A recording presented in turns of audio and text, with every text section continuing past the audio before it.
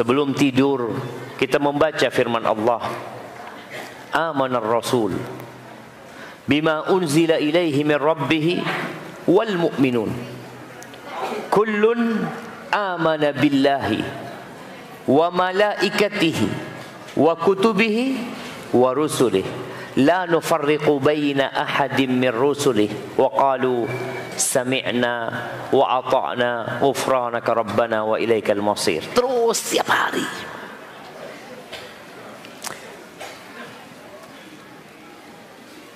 Apa yang antum rasakan tatkala antum beriman?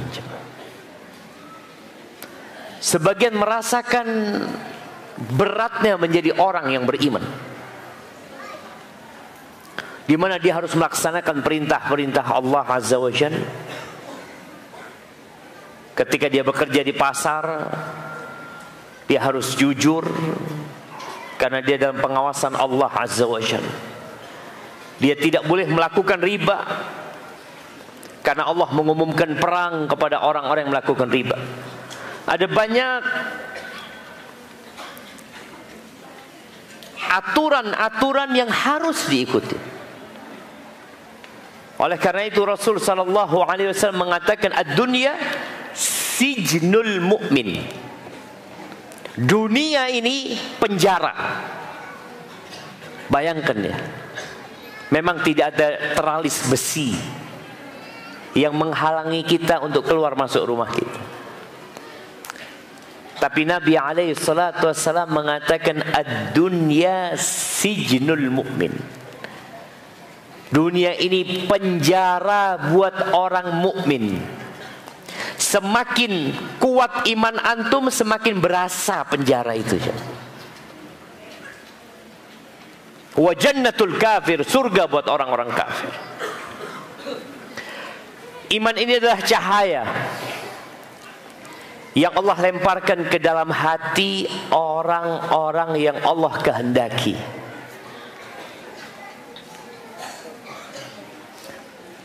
Istrinya Nabi Nuh, Allah tidak menghendakinya beriman. Anaknya Nabi Nuh juga Allah tidak menghendakinya beriman. Bapaknya Nabi Ibrahim, Allah tidak menghendaki dia beriman. Pamannya Nabi kita Muhammad alaihi salatu wassalam,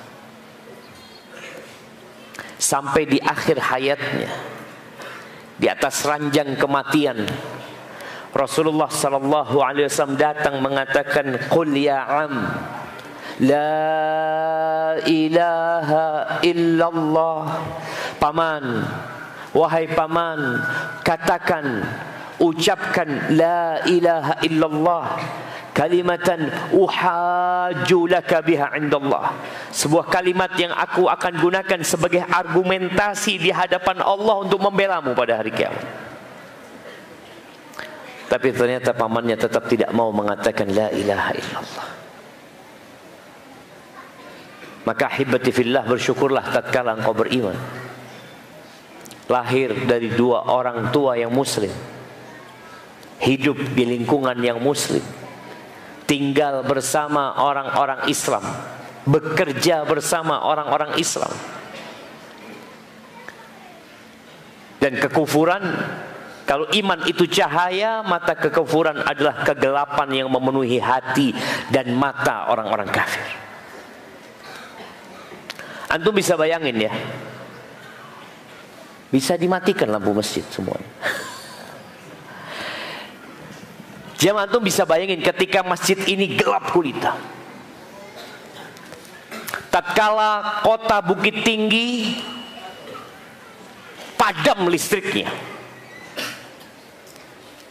Dari jam berapa? Dari sore sampai subuh. Bagaimana tatkala antum melihat cahaya mentari di ufuk timur? Ya Allah, senang sekali jamaah. Dan kita, tatkala padam listrik, biasanya kita akan gunakan handphone kita akan cari cahaya.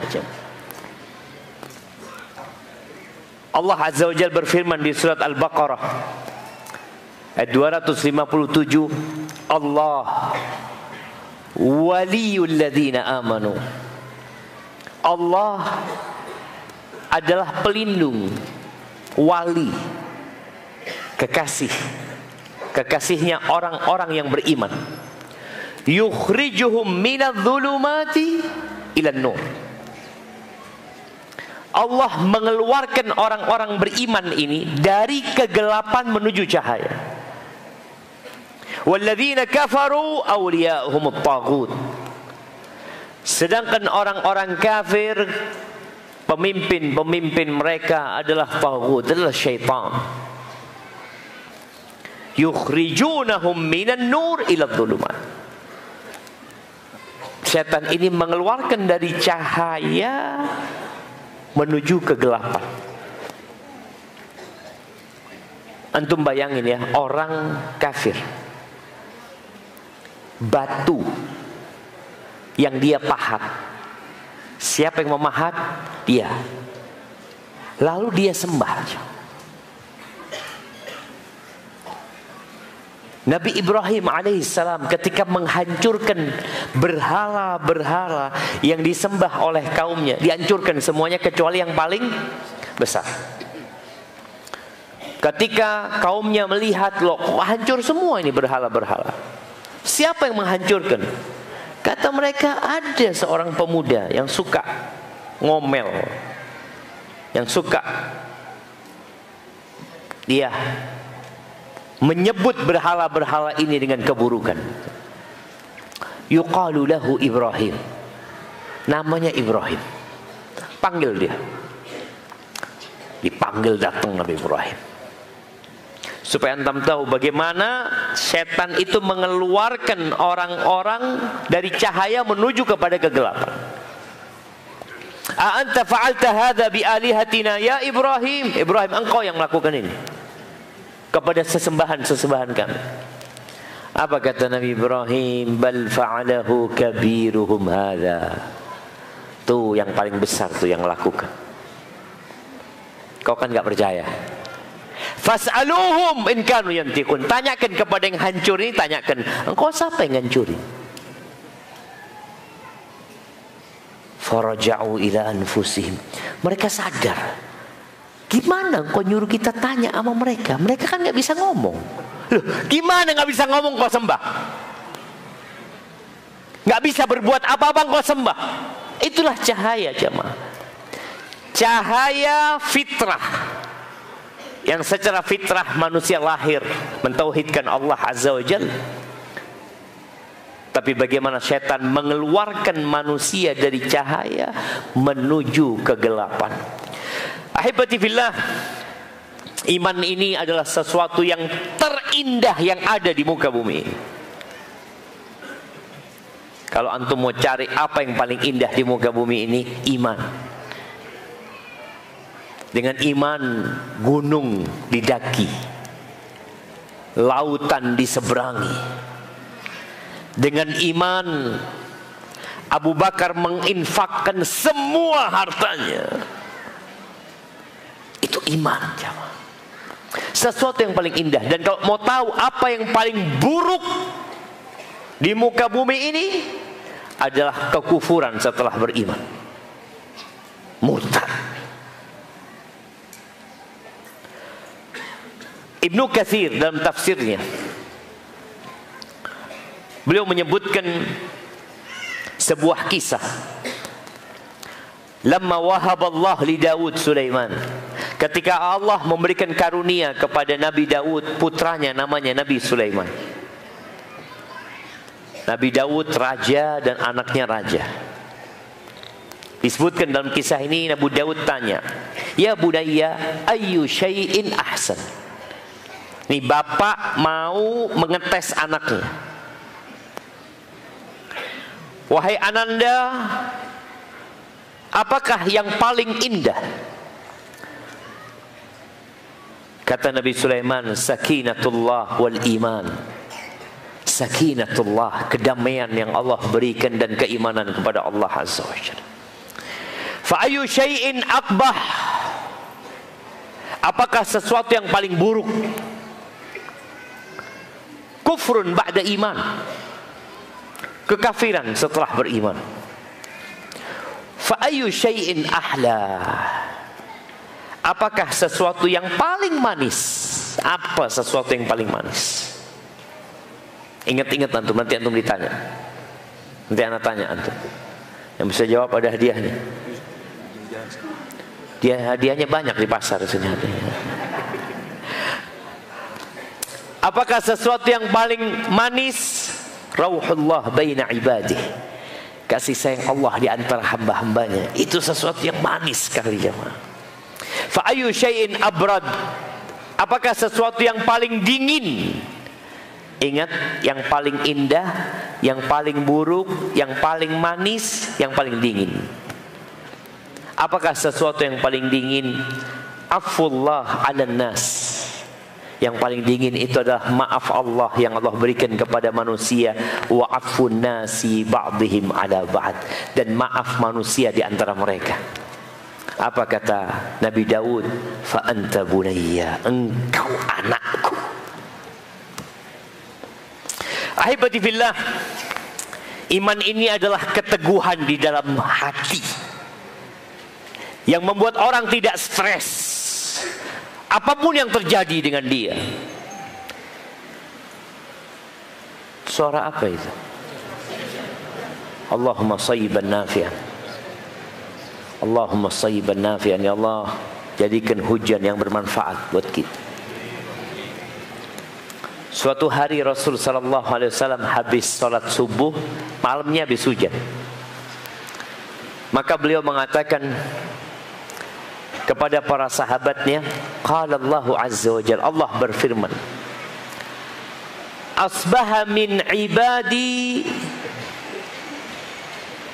ada pagi hari ini dari hamba-hambaku yang beriman kepadaku dan kafir kepada aku. Siapa yang beriman? Yang mengatakan kita dapat hujan karena rahmat Allah dan karunia-Nya.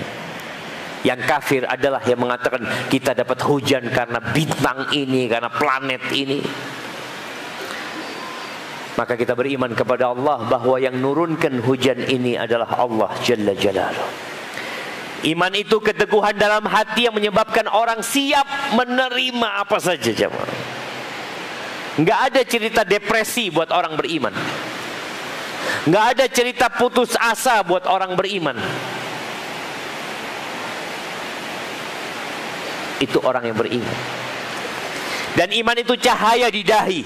Antum kalau melihat orang beriman itu nyenangkan hati. Antum bisa lihat ya, orang yang antum lihat dari jauh kayaknya tukang tipu ya.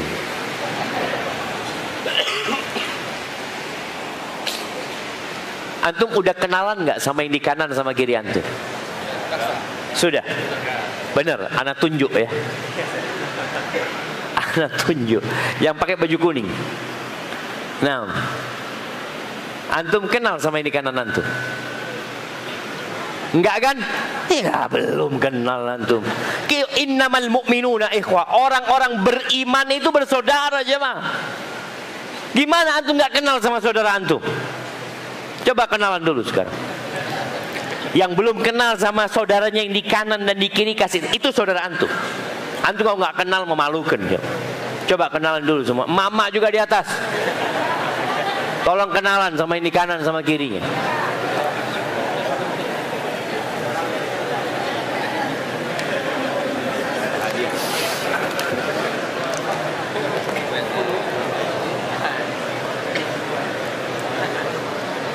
Kenalan, tanya namanya, dari mana, apa kerjaannya.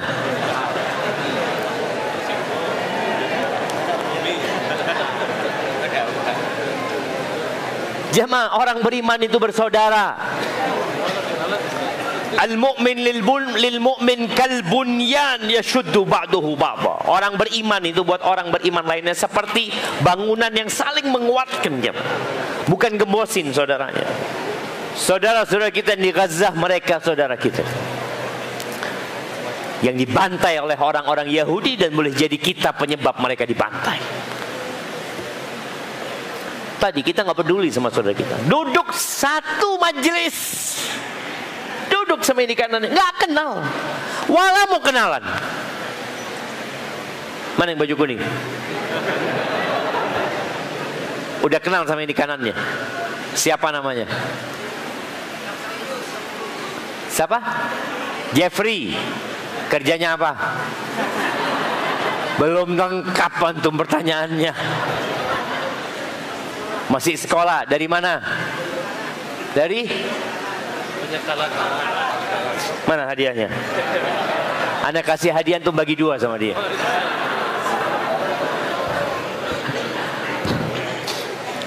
Nah, mahibati fillah.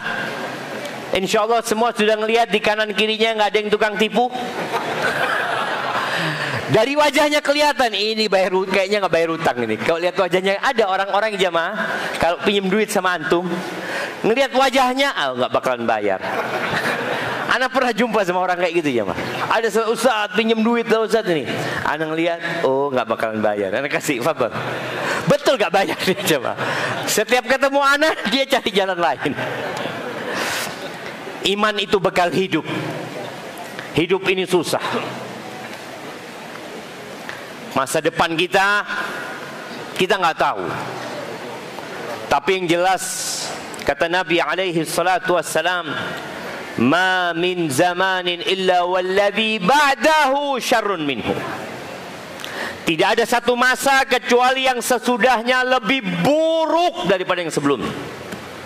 Bukan dari sisi ekonomi jemaah, bukan dari sisi kenyamanan, tapi dari sisi keimanan, dari sisi hilangnya ilmu. Na'udzubillah. Kalau antum tahu dengan apa yang sedang terjadi di negeri kita, kalau antum tahu dengan apa yang sedang terjadi di dunia ini, coba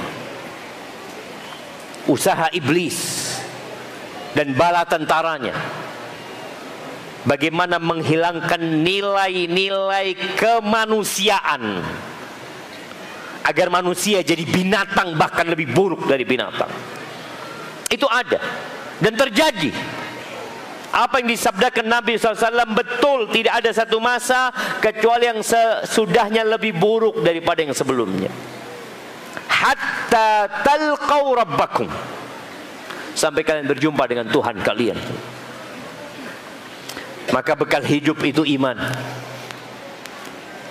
Luqman Al-Hakim ketika memberikan nasihat kepada anaknya, yang pertama adalah iman. Ya bunayya la tusyrik billah, inna syirka la zulmun azim. Wahai ananda, janganlah engkau melakukan kesyirikan. Sesungguhnya kesyirikan itu adalah kezaliman yang besar sekali. Kita sekarang kalau ngelihat orang melakukan kesyirikan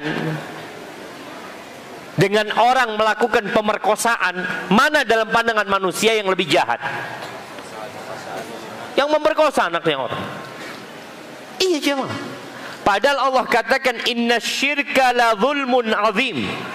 Semua dosa ada kesempatan diampuni sama Allah Azza wa Jalla, kecuali syirik. Kalau orang itu mati di atas kesyirikan.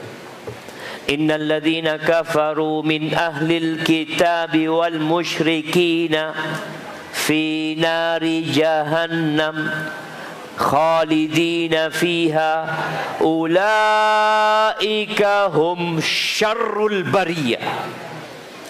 Kata Allah, sesungguhnya orang-orang kafir dari golongan ahlul kitab dan dari kalangan orang-orang musyrikin, di mana tempat mereka? Di neraka jahanam, kekal selamanya di sana. Mereka adalah makhluk yang paling jahat. Allah yang memberikan segalanya kepada dia, tahu-tahu dia menyembah selain Allah Azza wa Jalla. Maka bekal hidup itu iman. Bekali anak kita, bekali keluarga kita, bekali orang tua kita. Ingat, kita nggak tahu dengan apa yang terjadi sama kita. Boleh jadi kita sakit, boleh jadi seorang wanita diceraikan sama suami, boleh jadi sang suami ditinggal selingkuh sama istrinya. Naudzubillah min dzalik. Ada seorang wanita yang di malam lebaran jamaah di WA sama suaminya, aku jatuhkan cerai kepadamu. Apa yang dilakukan oleh perempuan ini? Ambil pisau, dia sobek tangannya, bunuh diri. Tapi alhamdulillah ketahuan sama keluarganya, dia masih bisa diselamatkan. Tapi ada banyak yang tidak bisa diselamatkan. Ketika bekal hidupnya habis, dia naik ke flyover yang ada di Bukit Tinggi, dia loncat dari sana. Berapa banyak kita dengar cerita orang-orang yang bunuh diri. Apa penyebabnya? Bekalnya habis, jemaah. Ketika dia punya bekal iman, apapun akan dia hadapi. Nanti kita akan lihat. Iman ini obat segala penyakit. Apapun penyakit yang menimpamu, tatkala engkau di pagi hari mengatakan raditu billahi rabba wa bil islami dina wa bi Muhammadin sallallahu alaihi wasallam nabiyya, selesai. Aku punya Allah, aku ridho. Apapun yang menimpa aku ridho. Iman ini sumber karunia dari langit. Walau anna ahlal qura amanu wattaqau lafatahna alaihim barakatin minas samai wal ard. Andai kata penduduk negeri itu beriman dan bertakwa, kami akan bukakan buat mereka berkah, berkah dari langit dan dari bumi. Itu iman. Orang yang kehilangan iman, walaupun bertumpuk hartanya, nggak ada berkahnya. Pernah melihat koruptor miskin? Koruptor ditangkap sama KPK, ternyata dia orang miskin. Ada. Rata-rata koruptor yang ditangkap orang kaya aja, mah. Loh, kenapa? Dia punya uang. Sampai ada koruptor yang ditangkap, cerita kawan, itu saat di rumahnya ditemukan saat di dalam tembok 250 miliar. Di dalam tembok nggak ada pintunya. Siapa yang tahu? Tukang bangunannya. Mau diapakan duit itu? Ditaruh, disimpan di sana. Seakan-akan dia akan hidup 1000 tahun di muka bumi ini. Subhanallah. Tadi nggak berkah. Tapi iman, subhanallah, antum nggak tahu besok makan apa. Tapi antum punya iman, selesai. Istrinya beriman, selesai urusannya. Rasulullah Sallallahu Alaihi Wasallam sering rumahnya nggak ada makanan. Beliau datang ke rumah istrinya, ada yang bisa dimakan, kata istrinya, illal ma, nggak ada apa-apa kecuali air. Bagaimana iman mengubah air jadi ibadah? Beliau mengatakan, idzan ana shaim, kalau gitu hari ini aku puasa. Ibu-ibu, mama nih, kalau suaminya nggak bawa duit, sampaikan kepada suaminya, bang, besok nggak ada sarapan, bang, besok puasa.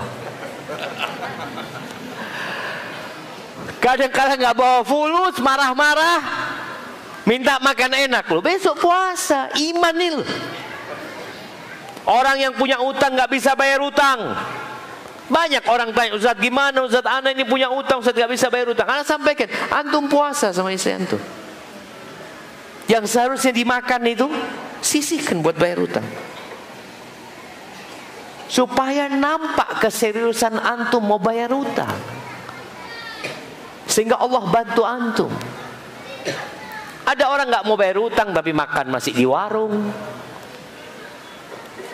selfie sama keluarganya, lagi makan, kikil. Gimana sih? Ahibati fillah, apabila iman bercampur dengan hati, ada orang yang tahapan imannya masih Ya masih kurang lebih. Engkau beriman? Iya beriman, tapi keimanannya belum nyampur sama hati. Rasulullah sallallahu alaihi wasallam bagaimana beliau mendidik para sahabatnya sehingga keimanan mereka nyampur sama hati. Tatkala Abu Sufyan ditanya oleh Raja Romawi, dialog antara Abu Sufyan dan Herakles ini terjadi di Baitul Maqdis, di Ilya. Ketika itu pusat kerajaan Romawi pindah ke Baitul Maqdis. Dan Nabi kirim surat alaihi salatu wassalam kepada Herakles. Ila Herakles azimir Rum min Muhammadin Rasulillah SAW ila Herakles azimir Rum. Ketika dapat surat dari Nabi alaihi salatu wassalam, Herakles ini kepingin tahu secara detail tentang orang yang kirim surat ini. Pada saat itu Rasul SAW bersama Quraisy sedang mengadakan gencatan senjata, perdamaian selama 10 tahun. Abu Sufyan lagi berdagang di sana. Ditanya, siapa orang, ada nggak bangsa Arab di sini katanya yang sedang dagang? Oh ada, kata dia. Panggillah bangsa Arab ini. Abu Sufyan sebagai tokohnya ditanya, siapa yang nasabnya paling dekat sama orang ini? Kata Abu Sufyan, aku, kata dia. Di antara pertanyaan yang ditanyakan oleh Herakles kepada Abu Sufyan, wa sa'altuka hal yartaddu ahadun minhum sukhtan ala dinih ba'da an yadkhul fi. Aku bertanya kepadamu, apakah ada satu orang saja yang keluar dari agamanya karena nggak suka sama agamanya setelah dia masuk kepada agama Islam ini? Abu Sufyan mengatakan, lah, nggak ada, nggak ada. Disiksa, dirayu, digoda, nggak ada. Apa kata Herakles? Dia mengatakan, wa kadzalikal iman idza khalatat basyasyatul qulub. Begitulah iman kalau sudah bercampur ke relung hati manusia, nggak akan terpisahkan. Orang yang murtad itu belum nyampe. Kalau antum melihat ada orang-orang yang murtad, orang Islam murtad, dia belum nyampe imannya, belum bercampur dengan hatinya. Boleh jadi dia masih dalam proses menuju ke sana. Allah Azza wa Jalla menceritakan di dalam Al-Quran Al-Azim berulang kali kisah tukang-tukang sihir Fir'aun. Bagaimana tatkala Fir'aun menantang Nabi Musa alaihissalam, maka dikumpulkan tukang sihir Fir'aun yang jumlahnya ribuan. Fir'aun benar-benar ingin menampakkan kegagahannya. Bahkan ada yang menyebutkan lebih dari 10.000 jumlah tukang sihir Fir'aun. Banyak sekali. Karena pada masa itu memang banyak tukang sihir. Akhirnya terjadi pertandingan itu. Tukang sihir melemparkan tongkat-tongkatnya, tali-talinya. Orang yang melihat tersihir seakan-akan tongkat itu berubah jadi ular, padahal nggak jadi ular. Jadi tukang sihir itu melihat tongkatnya jadi ular apa enggak? Enggak. Orang yang disihir matanya. Lalu Nabi Musa melemparkan tongkatnya dan berubah jadi ular beneran. Dimakan semua. Semua tukang sihir itu langsung sujud beriman kepada Allah Tuhannya Nabi Musa alaihissalam. Langsung imannya langsung nyampur sama hatinya. Sekali loh jemaah, sekali dia melihat mukjizat yang Allah berikan, maka mereka beriman. Apa kata Fir'aun di surat Thaha ayat 71 dan selanjutnya? Allah menceritakan marahnya Fir'aun. Qala amantum lahu qabla an adzana lakum. Kalian beriman kepada Musa ini sebelum aku memberikan izin kepada kalian. Ini Fir'aun melihat tukang sihirnya kalah. Dia nggak mau mengikuti Nabi Musa alaihissalam. Jadi selalu jamaah, orang kaya, orang yang punya jabatan, orang yang punya kedudukan, punya kekuasaan, itu berat untuk beriman. Allah mengatakan innal insana la yatgha ar-ra'ahu istaghna. Manusia itu benar-benar melampaui batas ketika dia melihat dirinya punya. Dia nggak butuh sama orang lain yang butuh sama dia. Dia memiliki sesuatu yang membuat dia jadi congkak dan menolak kebenaran. Fir'aun ini udah ngundang dan kalah, terbukti kalah. Dan dia lihat tukang sihirnya beriman. Apa kata Fir'aun? Innahu lakabirukumul ladzi 'allamakumus sihr. Ngelantur ngomongnya Fir'aun. Dia ini adalah guru besar kalian. Siapa Nabi Musa ini guru besar kalian yang ngajarkan sihir kepada kalian. Gimana sih? Nabi Musa wala pernah ketemu sama tukang-tukang sihir itu. Tukang sihir itu siapa yang ngumpulkan? Ya Fir'aun yang ngumpulkan. Nabi Musa baru datang ke Mesir setelah meninggalkan Mesir selama 10 tahun. Tapi bagaimana dia menolak kebenaran? Setelah dia menuduh Nabi Musa sebagai gurunya tukang sihir, lalu dia mengatakan kepada tukang-tukang sihir yang beriman itu, fala uqatti'anna aydiyakum wa arjulakum min khilafin wa la usallibannakum fi judhu'in nakhli. Aku akan potong tangan dan kaki kalian secara silang. Lihat jemaah, bagaimana iman itu membuat seseorang siap mengorbankan apa saja. Fir'aun mengatakan, aku akan memotong tangan kalian dan kaki kalian secara silang. Dan aku akan salib kalian di pohon-pohon kurma di Mesir sana jemaah. Untuk apa? Untuk mengancam nih tukang sihir supaya keluar dari imannya. Dan untuk memberikan pelajaran kepada seluruh penduduk Mesir, jangan ada yang berani beriman. Wala ta'lamun ayyuna asyaddu 'adzaban wa abqa. Dan kalian akan tahu siapa di antara kita yang paling dahsyat azabnya dan paling kekal azabnya. Diancam dia. Diancam mau dibunuh, bukan dibunuh langsung. Orang kalau dipenggal kepalanya langsung mati. Tapi orang ini dipotong kakinya, dipotong tangannya, terus disalib. Bagaimana sakitnya? Apa kata mereka? Qalu lan nu'thiraka ala ma ja'ana minal bayyinat walladhi fatarana. Enggak, kami tidak mungkin mengutamakan engkau sekarang. Nurutin engkau enggak mungkin. Setelah Allah mendatangkan kepada kami bukti-bukti bahwa yang berhak disembah cuma Allah Azza wa Jalla. Dialah yang menciptakan kita. Faqdi ma anta qad innama taqdi hadhil hayatad dunya. Sudah engkau memutuskan memberikan hukuman, silakan kau lakukan itu.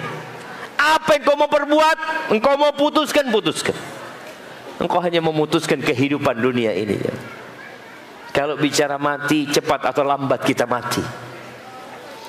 Inna amanna bi rabbina. Ini iman. Sesungguhnya kami beriman kepada Tuhan kami, liyaghfira lana khatayana, agar Allah mengampuni dosa-dosa kami, wa ma akrahtana alaihi minas sihir, dan engkau memaksa kami untuk melakukan sihir, wallahu khairun wa abqa, Allah lebih baik dan lebih abadi. Nikmat yang Allah berikan lebih baik dan lebih kekal. Innahu man ya'ti rabbahu mujriman Ini baru beriman jemaah, langsung dibantai sama Fir'aun. Apakah mereka keluar dari keimanannya? Tidak jemaah. Maka tanyakan kepada kita.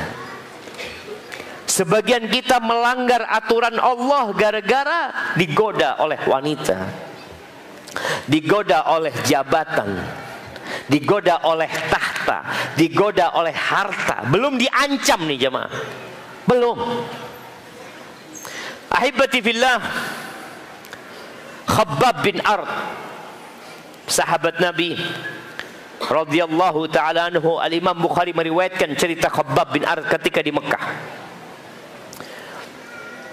Ketika sahabat-sahabat Nabi disiksa, Bilal bin Rabah disiksa, keluarga Ammar bin Yasir disiksa, Zinniro disiksa, ada banyaklah orang-orang yang lemah disiksa di kota Mekah gara-gara mereka beriman. Maka Khabbab ini mengatakan, syakauna ila Rasulillah sallallahu alaihi wasallam wa huwa mutawassidun burdatan lahu fi dhillil Ka'bah. Kami mengadu kepada Nabi SAW tentang yang kami hadapi. Pada saat itu Rasulullah SAW sedang rebahan. Beliau menjadikan kain bajunya itu sebagai bantal di naungan Ka'bah. Faqulna lahu, maka kami berkata, Khabbab enggak sendirian. Kami mengatakan kepada Nabi alaihi salatu wassalam, ala tastansir lana, ala tad'ullaha lana. Wahai Rasulullah, apa engkau tidak berdoa minta pertolongan kepada Allah buat kami? Apa engkau tidak memohon kepada Allah untuk kami yang hidup tertindas dan tersiksa? Gara-gara apa? Gara-gara mengatakan la ilaha illallah. Sekarang orang Islam diajak sholat nggak sholat, padahal semua aman, nggak ada yang menyiksa dia. Ini para sahabat Nabi sholat sembunyi-sembunyi, ketahuan sholat dipegang sama majikannya, disiksa sama atasannya. Ketika Khabbab mengatakan itu bersama sahabat-sahabat yang tertindas hidupnya, maka Nabi SAW mengatakan kepada mereka, kana rajulu fi man qablakum. Kalian tahu enggak bagaimana perjuangan orang-orang sebelum kalian? Yuhfaru lahu fil ard fayuj'alu fihi. Mereka disiksanya lebih parah daripada kalian.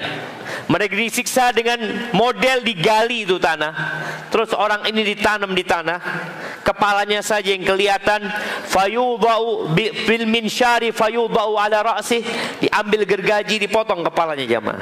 Terus pelan-pelan jemaah. Bayangin ya, bagaimana antum bisa merasakan itu gergaji mengenai kulitnya, mengenai dagingnya, mengenai tulangnya, mengenai otaknya, terus sampai terbelah menjadi dua.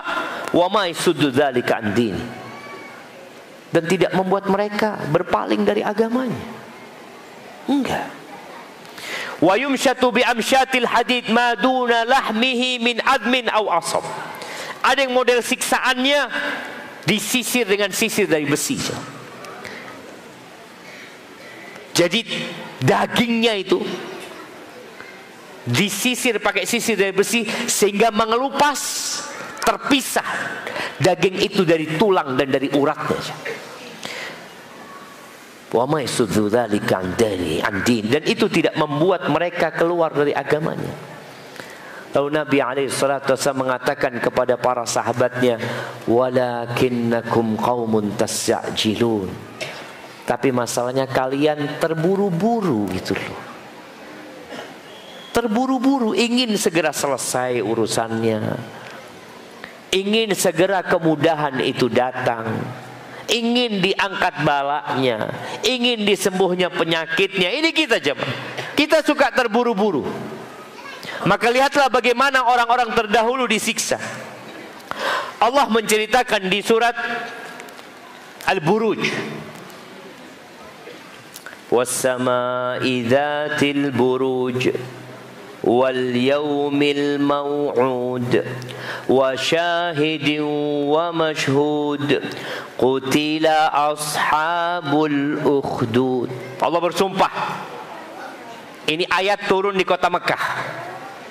Ini ayat turun untuk menguatkan keimanan para sahabat Nabi yang mereka disiksa dan disakiti.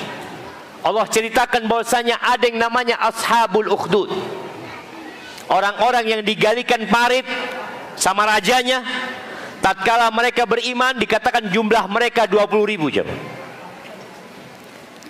Yang tetap beriman dilemparkan ke dalam api itu 20.000 orang. An-nari dzatil waqud idhum 'alaiha qu'ud wa hum 'ala ma yaf'aluna bil mu'minina syuhud. Mereka melakukan itu kepada orang-orang yang beriman. Mereka ngelihat jemaah. Jadi tontonan nih. Bagaimana orang-orang beriman dimasukkan ke dalam api. Allahu akbar jemaah. Wa ma naqamu minhum. Kenapa mereka melakukan itu? Kenapa mereka menyiksa orang-orang beriman? Illa an yu'minu billahil azizil hamid. Ini masalahnya karena mereka beriman, itu saja. Mereka enggak mencuri, mereka enggak merampok, mereka enggak menyakiti. Mereka mengatakan la ilaha illallah. Di dalam hadis yang diriwayatkan Imam Muslim, Nabi menceritakan secara detail kisah ashabul ukhdud ini. Ringkasnya, ketika raja itu menyiksa pemuda yang berdakwah, pemuda yang ngajak orang-orang beriman. Ketika disiksa pemuda ini ditanya, engkau belajar ajaran ini dari siapa? Nggak kuat pemuda ini dengan siksaan itu. Akhirnya dia menunjukkan yang ngajarin aku adalah pendeta. Ingat, agama seluruh nabi itu Islam. Ar-Rahib ini adalah ulamanya Bani Israel. Tunjukkan itu yang ngajarin aku tentang tauhid. Faji'a bir-rahib, didatangkan nih alim ulamanya Bani Israel. Apa kata raja? Irji an dinik. Engkau tinggalkan agamamu. Enggak mau dia. Fada'a bil minsyar. Ini jemaah. Raja itu manggil algojonya, diambil itu gergaji. Nih alim ulamanya Bani Israel, digergaji kepalanya jemaah sampai terbelah jemaah. Tidak membuat dia keluar dari agamanya. Kemudian dipanggil lagi temannya raja yang awalnya buta kemudian bisa melihat. Dipaksa untuk keluar dari agamanya. Engkau nggak keluar dari agamamu, tuh kayak pendeta itu. Katanya tetap nggak mau dia. Digergaji lagi sampai terbelah jadi dua. Udah waktunya azan? Nah, belum. Bayangin jemaah. Setelah itu dibunuhnya anak muda ini. Kata anak muda ini, kau nggak akan bisa bunuh aku kecuali engkau kumpulkan umat manusia, lalu engkau ambil anak panahku, lalu engkau panah aku dengan mengatakan Bismillah Rabbil Ghulam, dengan nama Allah Tuhannya anak muda ini. Dilemparkan itu anak panah, mati anak muda ini. Itu satu negeri beriman yang akhirnya oleh raja dibakar. Apakah mereka keluar dari agama mereka? La, jemaah. Sampai Nabi SAW menceritakan tentang seorang ibu. Hatta ja'at imra'atun, datang seorang wanita yang dia bawa bayi jemaah. Dia ngelihat bayinya, dia kesian jemaah. Dia mau loncat ke api itu, berat buat dia. Di sini Allah kuatkan ibu ini jemaah. Apa kata Nabi SAW? Bayi ini bisa berkata, bisa ngomong, mengatakan ya ummah isbiri innaki alal haq. Wahai ummah, sabar engkau ummah, engkau berada di atas kebenaran. Loncat jemaah. Bayangin ya, 20.000 orang itu berapa kali datang kajian? Tukang sihir Fir'aun itu berapa kali datang kajiannya Nabi Musa? Nggak pernah, jemaah. Sekali. Tapi itu iman kalau sudah bercampur dengan hati, jemaah. Mereka siap mengorbankan apa saja. Kita udah yang sering ngaji, sudah hafal banyak ayat Al-Quran, banyak dengar hadis Nabi sallallahu alaihi wasallam. Kadangkala kita masih mengabaikan perintah-perintah Allah Azza wa Jalla. Masyitatu binti Fir'aun, tukang sisirnya putrinya Fir'aun. Bagaimana Rasulullah sallallahu alaihi wasallam, dalam riwayat Abdullah bin Abbas radhiyallahu taala anhu, beliau mengatakan, "Lamma kanatil laila allati usriya bi," di malam Isra, Mi'rajnya Nabi sallallahu alaihi wasallam, "Atat alayya raihatun thayyibah." Aku mencium aroma yang wangi, harum semerbak. Faqultu ya Jibril, ma hadhihi raihat thayyibah. Jibril, ini aroma apa? Ini wanginya apa Jibril? Faqala hadhihi raihatu masyitati ibnati Fir'aun. Siapa yang tahu namanya Masyitah?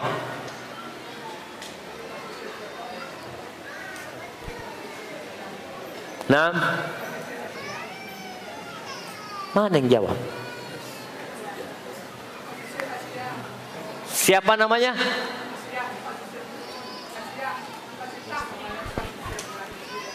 Asiyah itu istrinya Fir'aun.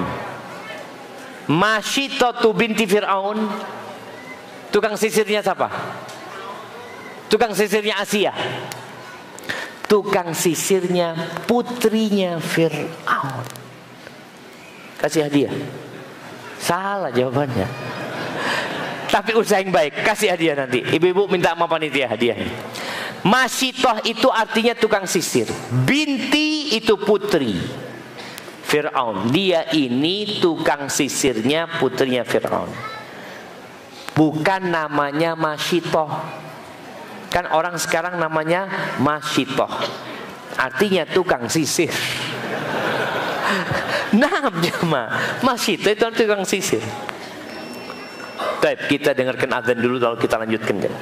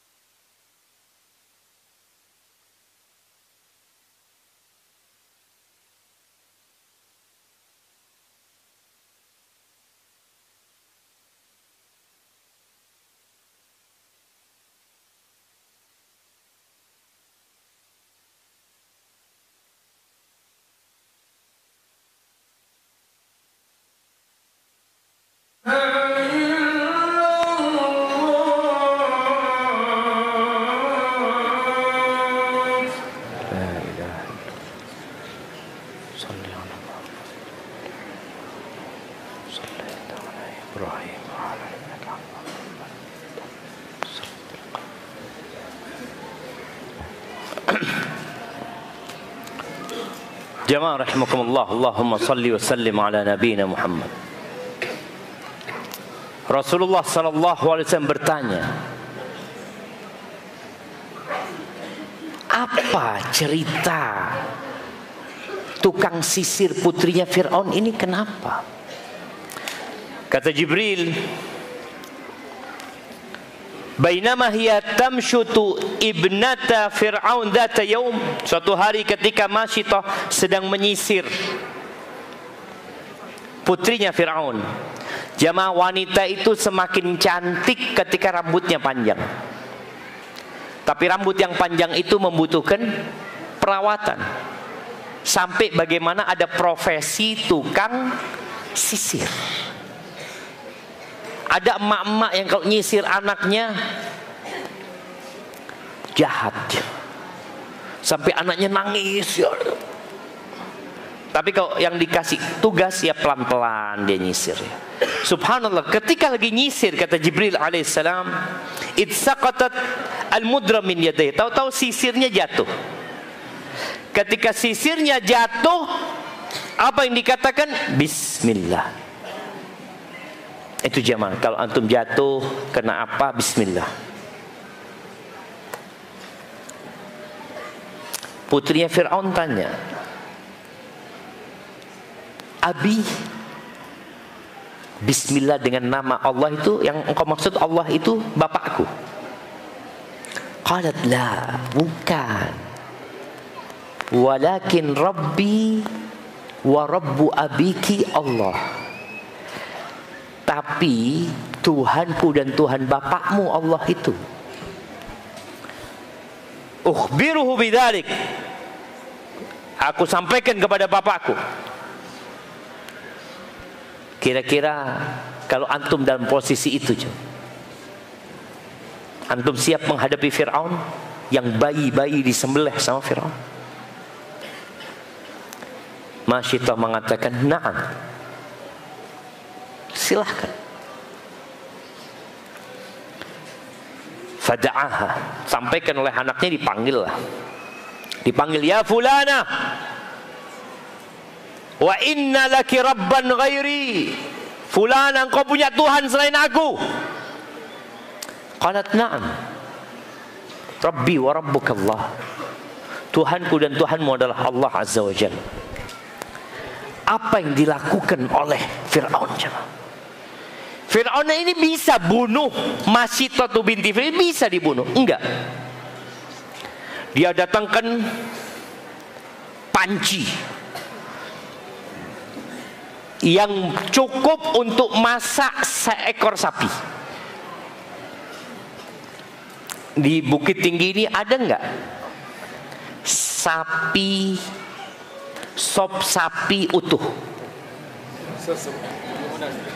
Nggak ada kan? Nggak ada. Ada panci yang cukup untuk satu ekor kerbau istilahnya mah?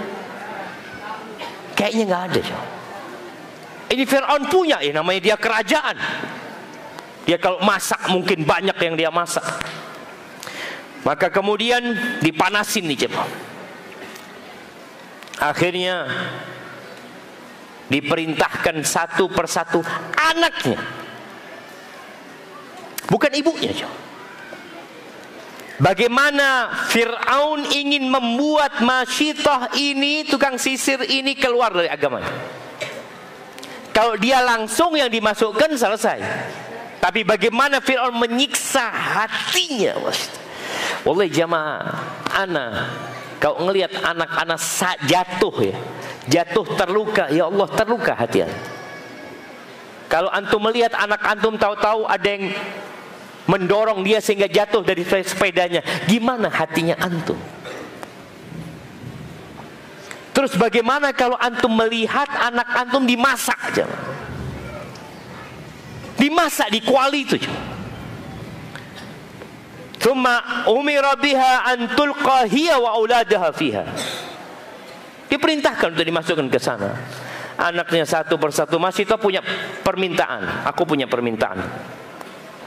Apa permintaanmu? Nanti aku minta tulang-tulangku dan anakku tuh jadikan satu. Ya gimana dimasak di minyak jamaah sehingga jadi tinggal tulang-tulangnya. Lalu itu akan kita lakukan. Maka anaknya dilemparkan wahidan. Bukan langsung jamaah. Kalau langsung dilemparkan sakitnya langsung sekalian. Ini enggak, satu persatu. Gimana rasanya? Sampai kepada bayi yang digendong yang sedang dalam susuan. Mas Sito nggak kuat, masa bayi ini yang nggak punya dosa harus merasakan panasnya api itu jangan. Sekali lagi seperti kisah Ashabul Ukhdud. Allah buat bayi ini berbicara. Ya ummah iqtahimi. Wahai ibunda, masuk engkau ibunda. Lompat engkau ke sana ibunda. Fa inna adzabad dunya ahwanu min adzabil akhirah. Azab dunia itu lebih ringan daripada adab akhirat. Itu adab dunia. Maka akhirnya dia melemparkan dirinya bersama anaknya. Siapa yang mampu jamaah? Kita disuruh sholat aja berat. Ahibati fillah, Bilal bin Rabah bagaimana dididik oleh Nabi alaihi salatu wassalam sehingga dia siap mempertahankan la ilaha illallah. Bilal ini budaknya Umayyah bin Khalaf. Biasanya kalau sudah pagi hari, Bilal ini diikat lehernya, kasih tali seperti binatang. Terus dikasihkan kepada anak-anak, dibawa keliling di gunung-gunung kota Mekah. Nggak dikasih makan, nggak dikasih minum, dipukul dengan tongkat. Kalau sudah panas, dilemparkan ke bebatuan kota Mekah. Kemudian diletakkan di atas dadanya batu yang panas. Siapa yang kuat jalan jemaah? Jalan, nggak pakai sandal di aspal. Ketika jam 12 siang, kita nggak kuat. Bilal ini nggak pakai sandal jemaah, dilucuti bajunya, ditidurkan di batu-batu yang panas. Kata Umayyah bin Khalaf, la wallah, tidak, demi Allah Bilal, la tazalu hakadha hatta tamut. Engkau akan tetap seperti ini Bilal sampai engkau mati atau engkau kafir dengan Muhammad dan menyembah Lata wal Uzza. Sallallahu alaihi wasallam. Apa kata Bilal? Ahadun ahad. Allah itu esa. Allah itu esa. Seperti itu tiap hari. Akhirnya dibeli sama Abu Bakar Siddiq radhiyallahu taala anhu. Kemudian Ammar bin Yasir bersama keluarganya. Bagaimana Sumayyah ini diikat oleh Abu Jahal, dipaksa untuk keluar dari Islam. Akhirnya nggak kuat, Sumayyah ini diludahin Abu Jahal ini. Abu Jahal ngambil tombaknya, ditusuk kemaluannya Sumayyah sampai meninggal dunia. Kenapa mereka? Coba. Mereka karena mengatakan la ilaha illallah. Tapi kenapa mereka kok nggak murtad deh? Itulah iman ketika bercampur dengan hati. Subhanallah. Ada salah satu orangnya Romawi. Dia ini pegawainya Romawi dari bangsa Arab jemaah. Namanya itu Farwah bin Amr al-Judhami. Dia pegawainya Romawi di Syam. Ketika dia melihat perang Mu'tah. Perang Mu'tah ini insya Allah terjadi tahun 8 Hijriah. Dia melihat bagaimana 3.000 sahabat Nabi yang dipimpin oleh Zaid bin Harithah, dipimpin oleh Ja'far bin Abi Talib, Abdullah bin Rawaha, 3.000 melawan 200.000 jemaah. Dia ini heran, kok berani mereka ini 3.000 melawan 200.000? Yang 200.000 takut. Akhirnya Farwah bin Amr al-Judhami ini masuk Islam jemaah. Melihat itu dia masuk Islam. Ini pasti mereka punya keimanan dan keyakinan yang membuat mereka bertahan, siap mati. Ketika dia masuk Islam ditangkap sama Romawi, dipenjara, dikasih dua pilihan: keluar dari Islam atau mati dibunuh. Dia mengatakan mati dibunuh dan disalib jemaah di Palestina saja. Kejadian itu ketika Romawi dikuasai oleh Palestina. Ahibati billah, masih banyak ya cerita-cerita lain yang berkaitan dengan keimanan ini. Kita berada di masa fitnah. Bagaimana kita menjadi orang beriman yang siap mengorbankan semuanya demi Allah Azza wa Jalla. Yang pertama, segera amalkan ilmu yang antum pelajari. Jangan hadir kajian hanya untuk nambah wawasan. Rasulullah sallallahu alaihi wasallam mengatakan badiru bil a'mal. Segera kalian itu beramal. Udah tahu haram tinggalkan. Udah tahu wajib kerjakan. Udah tahu makruh usahakan ditinggalkan. Udah tahu sunnah semangat untuk menambah derajat di sisi Allah Azza wa Jalla. Kenapa kata Nabi SAW badiru bil amal fitanan kaqita'il lailil mudlim. Sebelum datang ya cobaan-cobaan, kekacauan-kekacauan yang seperti potongan malam yang gelap gulita. Yusbihur rajulu mu'minan wa yumsi kafiran wa yumsi mu'minan wa yusbihu kafiran. Yang pagi harinya beriman, sorenya kafir. Sorenya beriman, paginya murtad. Kok bisa ya? Karena disiksa bukan? Yabi'u dinahu bi'aradin minad dunya. Dia jual agamanya. Dijual agamanya untuk mendapatkan sedikit kesenangan dunia. Tolong yang beriman, kita berada di penghujung tahun yang mana akan ada pertanyaan-pertanyaan yang berulang tentang masalah mengucapkan selamat Natal, ikut merayakan selamat Natal, bahkan ikut merayakan Natal juga sebagian umat Islam. Belajarlah engkau bagaimana Rasulullah SAW bertetanggaan sama Yahudi. Orang-orang Yahudi punya juga hari besar mereka. Nggak ada Nabi SAW mengucapkan selamat kepada mereka. Ketika Palestina dipegang oleh umat Islam, bangsa Nasrani diperbolehkan ibadah. Gereja mereka tidak dihancurkan sama umat Islam. Tapi urusan akidah, urusan perayaan keagamaan, lakum dinukum waliyadin. Agamamu agamamu, silahkan. Agamaku agamaku. Engkau sakit butuh bantuanku, aku bantu.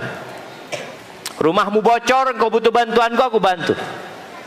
Aku punya kelebihan rezeki, aku bagi kepadamu, fadhal. Jadi yang bicara toleransi urusannya urusan sosial jemaah. Urusan sesama anak bangsa di sini. Tapi kalau sudah urusan agama, lakum dinukum waliyadin. Oh, tapi ada ustaz yang menfatwakan boleh ustaz. Ya, fatwa itu juga akan berulang.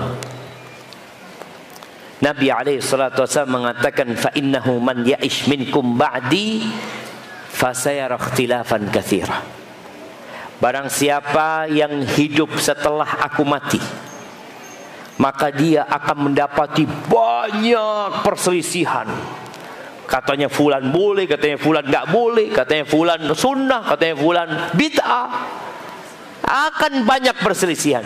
Solusinya apa?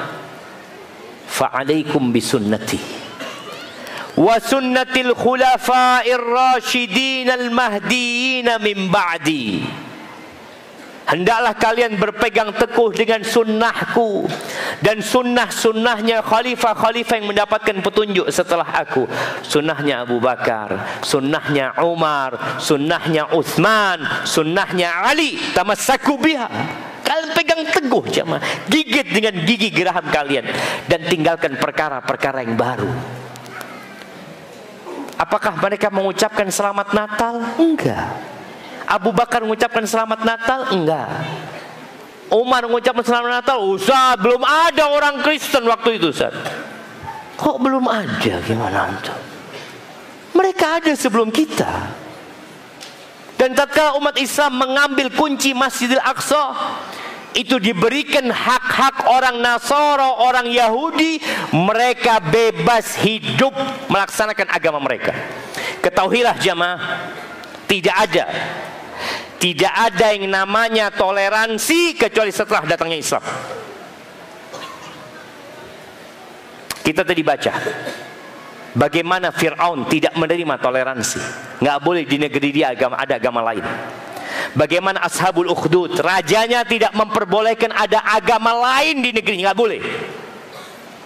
Ketika datang Islam, Nabi SAW hidup bersama Yahudi di kota Madinah.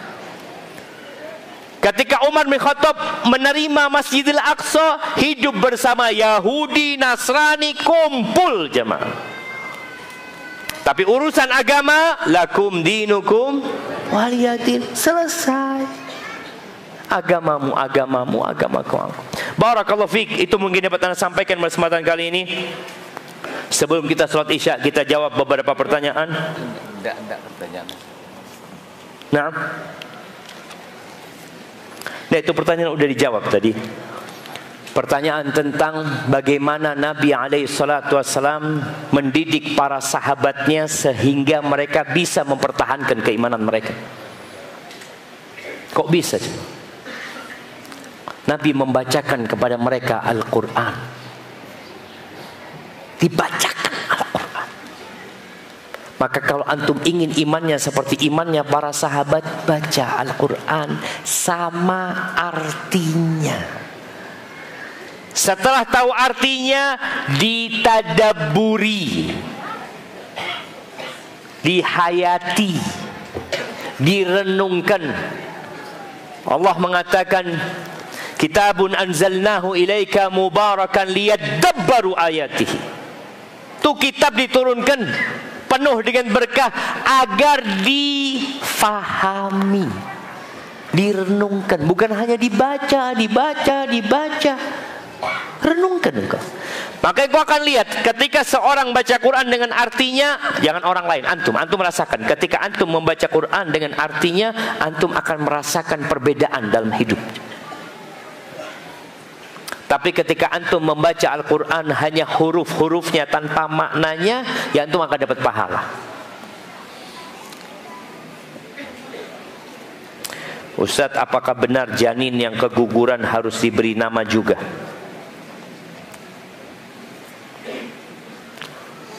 Janin yang keguguran itu ada beberapa kondisi. Kondisi yang pertama,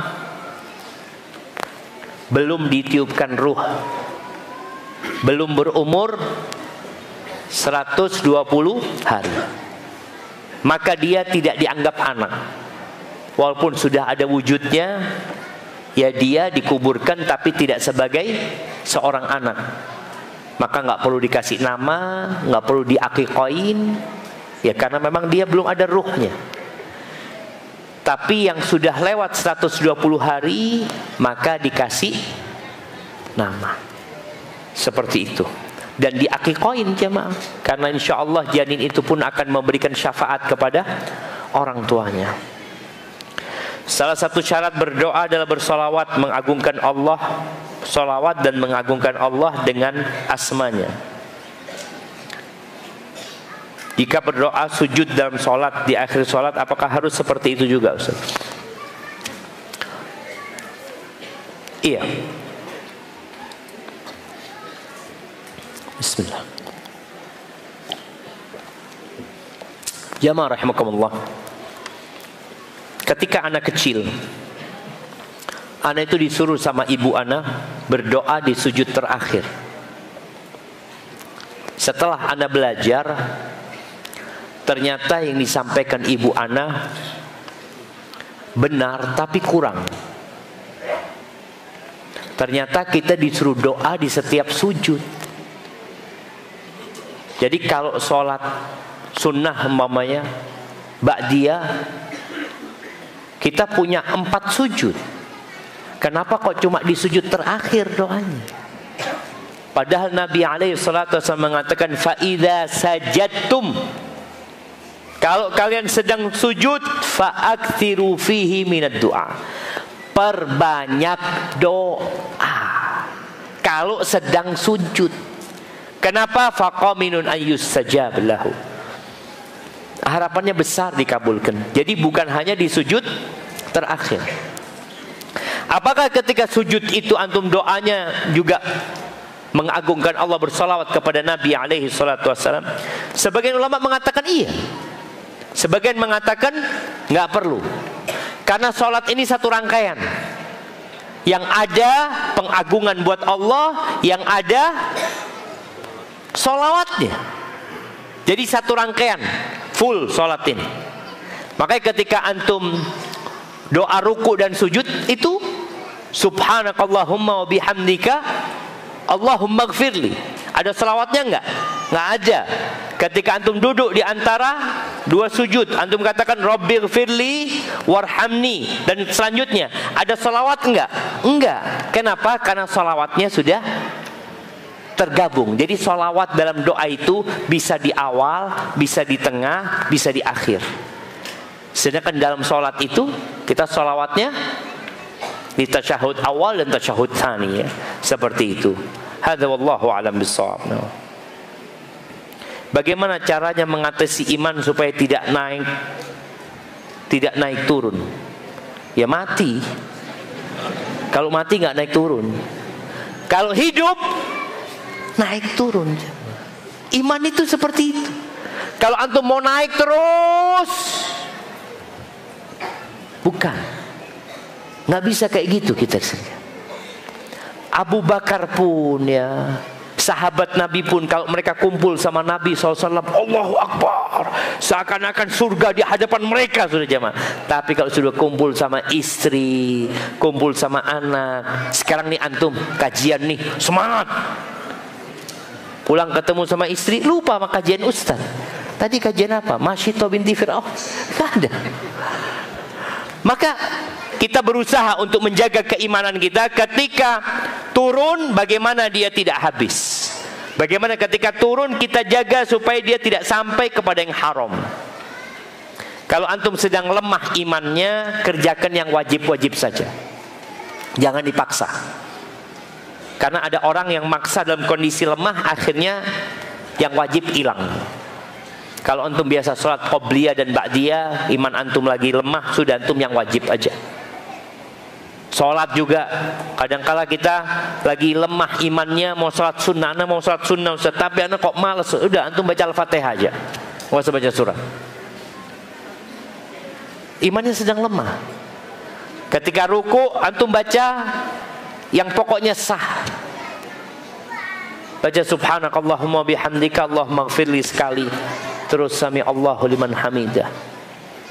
Imannya lagi lemah, Rabbana walakal hamdu hamdan katsiran, panjang lagi antum. Imannya lagi lemah, katakan Rabbana walakal hamd, antum sujud. Jadi usahakan mengkondisikan diri kita. Yang kedua, antum perbanyak istighfar. Karena istighfar ini nggak butuh antum harus berwudu, nggak butuh antum harus menghadap kiblat. Antum bisa melakukan kapan saja. Udah istighfar, astagfirullah wa atubu ilaih, astagfirullah wa atubu ilaih.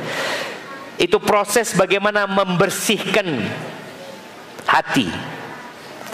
Kalau kata dokter sekarang itu, apa istilahnya? Mengeluarkan racun itu, detox. Orang yang imannya lemah itu sedang banyak dosa, banyak racun di hatinya. Bagaimana detoksnya? Istighfar. Perbanyak istighfar ya.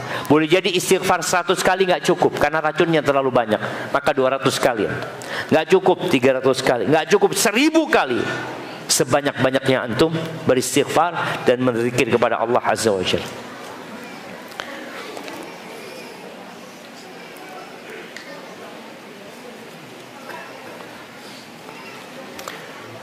Bismillah. Afwan Ustaz, kami ada mendirikan rumah Al-Quran gratis untuk siapa saja yang mau belajar Al-Quran. Apakah boleh kami membayar zakat ke rumah Al-Quran yang kami dirikan ini Ustaz? Iya.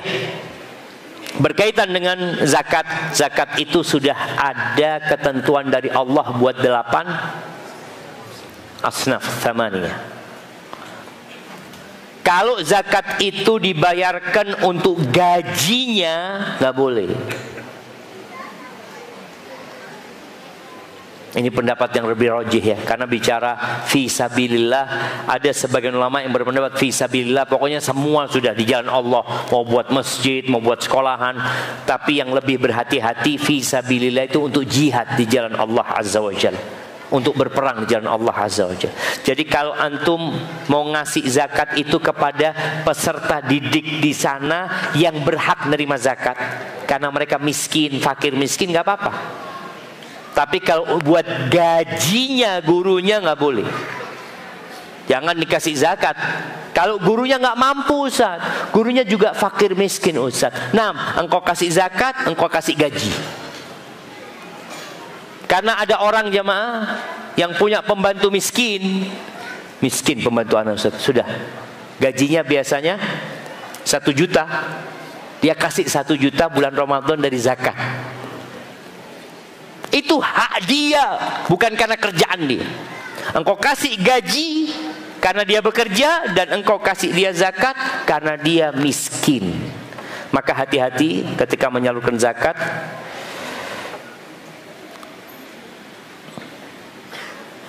Dulu anak pelaku seni S1 dan S2 di sebuah lembaga institusi, lebih tepatnya mempelajari seni musik.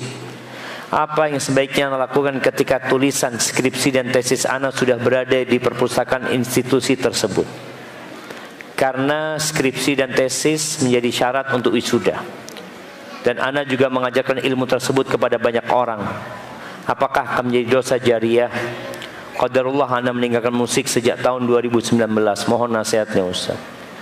Mohon doa untuk istri anak yang sebentar lagi akan melahirkan. Masya Allah. Semoga Allah mudahkan kelahiran yang mau lahiran, dan termasuk istrinya beliau ya. Ahibati fillah, bicara musik ya. Kita ini kalau bicara musik akan dianggap aneh. Kok bisa musik itu haram? Dari mana Ustaz ini? Ini ajaran apa? Madhab apa ini?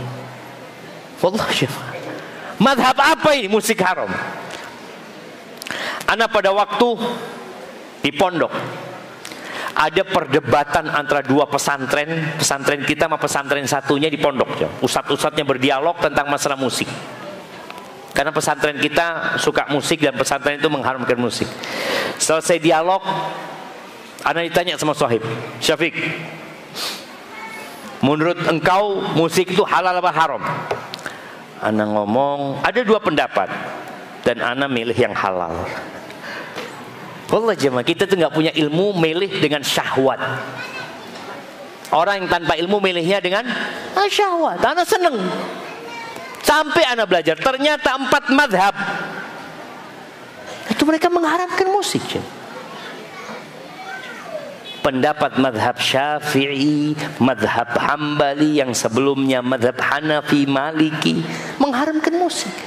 Tapi kalau sekarang antum ngomong musik haram, aneh antum. Ini mazhabnya apa? Baca buku mazhab Syafi'i. Ana pernah ke sebuah pesantren jemaah. Pesantren Syafi'i. Ngaji di situ sama kiainya, lagi bahas. Ana subhanallah, dia sedang bahas tentang haramnya musik. Dibahas di buku-buku mazhab itu jemaah. Dan dalilnya banyak. Kembali kepada pertanyaan ini, maka buat orang-orang yang masih ragu atau mendengarkan, ada ustadz yang mengatakan boleh, engkau kaji lagi lah. Kau lihat jumhur ulama 4 madhab itu bagaimana mereka bersepakat untuk haramnya musik. Kalau bicara dosa jariah, insya Allah enggak. Kalau engkau sudah bertobat dan kau berusaha untuk menyampaikan kepada kawan-kawanmu, kalau bicara skripsi, kalau memang bisa diambil, ya diambil. Karena kadang-kala skripsi itu juga nggak ada yang baca juga jemaah. Ada di skripsi, tesis kadang-kala cuma ada di rak dan tidak ada yang membaca. Insya Allah nggak ada masalah. Semoga antum diterima taubatnya oleh Allah Azza wa Jalla. Barakallahu fikum.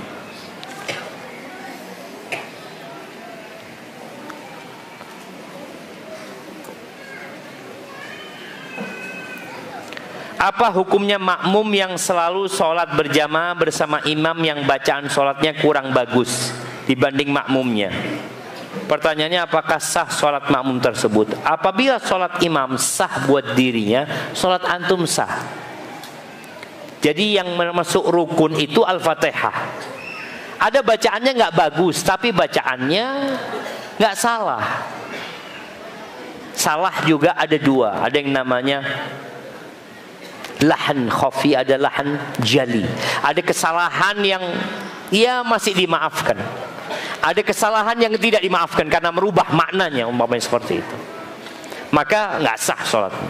Tapi kalau kesalahannya masih bisa ditoleransi, nggak ada masalah antum jadi makmum. Jangan kemudian suatu hari antum ganti imamnya. Sini, antum bacanya nggak bagus jadi makmum antum. Nggak boleh jemaah. Jadi ada imam rawatib. Antum harus tahu adabnya ketika bermakmum. Imam rawatib yang sudah ditetapkan di satu masjid, ya sudah dia. Cuma kalau antum ingin memperbaiki imam yang ada, cara memperbaikinya, coba antum datang ke MUI.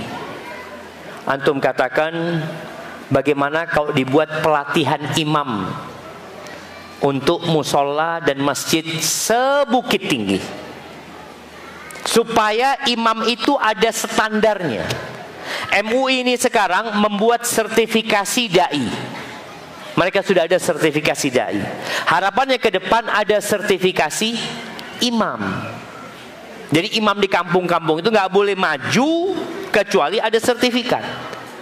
Bacaannya bagus, sesuai dengan tajwid dan nggak salah baru maju. Karena di kampung ini kadang-kadang jadi imam itu karena Pak Haji. Baru pulang haji, fadol. Oh, bismillah. Allah. Padahal bacaannya nggak benar. Maka mudah-mudahan kita mendukung sekali ya MUI kalau bisa membuat sertifikasi imam, sehingga imam kita sholat dimanapun insya Allah dijamin sah dan bacaannya bagus.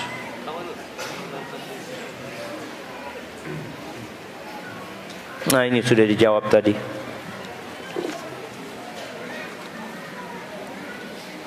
Doa sujud harus bahasa Arab atau nggak apa-apa bahasa Indonesia? Hukum asalnya doa dalam sujud dalam sholat ini usahakan doa yang ma'thur, doa yang diajarkan oleh Allah dan diajarkan oleh Rasulullah Sallallahu Alaihi Wasallam. Dan madhab Syafi'i ini termasuk ketat jemaah, karena madhab Syafi'i berpendapat yang doa dengan bahasa Indonesia nggak sah sholatnya. Maka usahakan antum doanya doa yang diajarkan oleh Allah dan Rasulnya. Tapi kalau bicara boleh, kalau terpaksa memang dia nggak tahu, Anda berpendapat termasuk nggak apa-apa. Kalau memang dia nggak bisa, tapi lebih berhati-hati kalau engkau mau berdoa pakai bahasa Indonesia di luar sholat. Itu lebih utama dan engkau selamat dari khilaf yang terjadi di antara para ulama. Nah ini sama. Nah, Anda mau kasih hadiah buat yang pertama, sebutkan nama sahabat Nabi yang mengadu kepada Nabi Sallallahu Alaihi Wasallam. Khabbab bin Arqam. Khabbabnya benar, bapaknya salah, tapi nggak apa-apa, nak kasih hadiah. Khabbab bin Ard namanya, bin Al-Ard. Baik, pertanyaan kedua.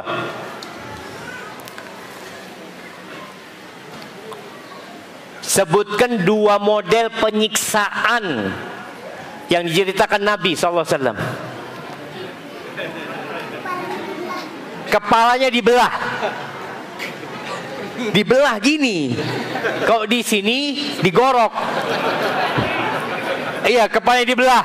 Ustaz kasih hadiah satu. Naam. Masya Allah. Iya, yang kedua. Yang kedua diapakan? Tadi kepalanya dibelah pakai gergaji. Batu panas katanya. Hah? Ditaruh batu panas. Boleh. Boleh lah. Itu Bilal ya. Tapi nggak apa. Ini. Baik. Apa lagi?